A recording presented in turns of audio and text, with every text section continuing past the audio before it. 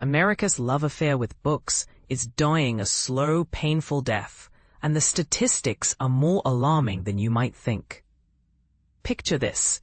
You're scrolling through social media for the third hour today, binge-watching yet another series, or mindlessly consuming digital content. Meanwhile, that book on your nightstand collects dust. Sound familiar? You're not alone. And here's the shocking truth. But here's where it gets controversial. Should we even care if people prefer Netflix to novels? Let's break down what researchers actually counted as reading for pleasure. They weren't being picky. Any form of voluntary reading qualified. Whether someone was flipping through a physical book, scrolling through digital magazines, catching up on newspapers, diving into ebooks, or even listening to audiobooks. The key factor was personal choice and enjoyment, not obligation or work-related necessity. Now you might be thinking, times change, preferences evolve, what's the big deal? But here's the part most people miss. Reading isn't just entertainment. It's a cognitive powerhouse that directly impacts your comprehension abilities, mental wellness, emotional intelligence, and even your capacity to understand and connect with others. When we lose reading, we're not just changing our leisure habits. Jill Sonke, who directs the Center for the Arts in Medicine at the University of Florida, put it bluntly. This isn't just a small dip. It's a sustained, steady decline of about 3% per year. It's significant, and it's deeply concerning. Think about that for a moment.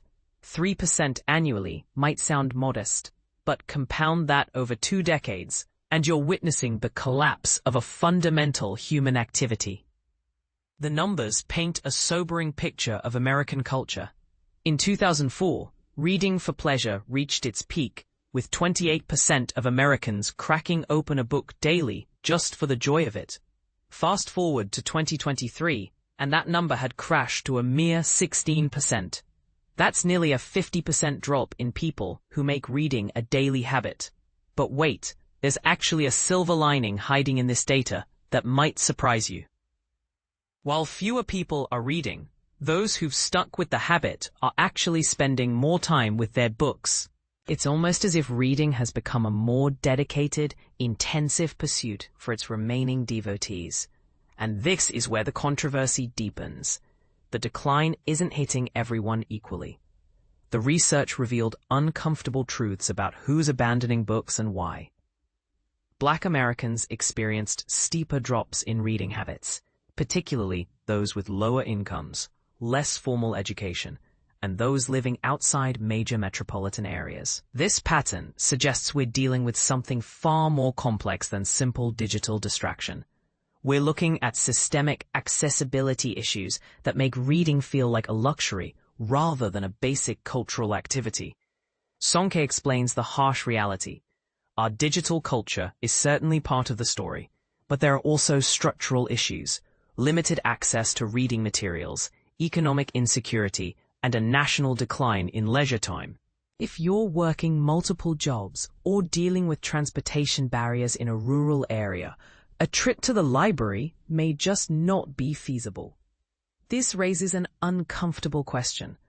Is the death of reading actually a symptom of deeper economic and social inequalities in America? Are we blaming smartphones and streaming services when we should be examining why so many Americans lack the time, energy, or resources to enjoy books? The researchers aren't content to simply document this decline. They're pushing for strategic interventions. Their recommendations focus on community-centered solutions like library programs, neighborhood book clubs, and reading groups that transform solitary activities into social experiences. Here's a fascinating insight from their data. Among the 16% of Americans who still read daily for pleasure in 2023, an overwhelming 67% do it alone, and 94% read exclusively at home. This isolation might be part of the problem. What if reading became more social, more community-oriented? Could group dynamics reignite America's passion for books? The parent-child reading dynamic offers another intriguing angle. Despite all the cultural shifts over the past 20 years, the percentage of parents reading with their children has remained surprisingly stable, though disappointingly low, at just 2%.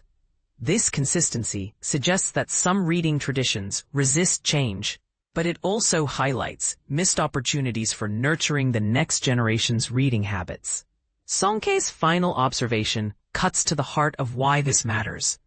Reading has historically been a low-barrier, high-impact way to engage creatively and improve quality of life.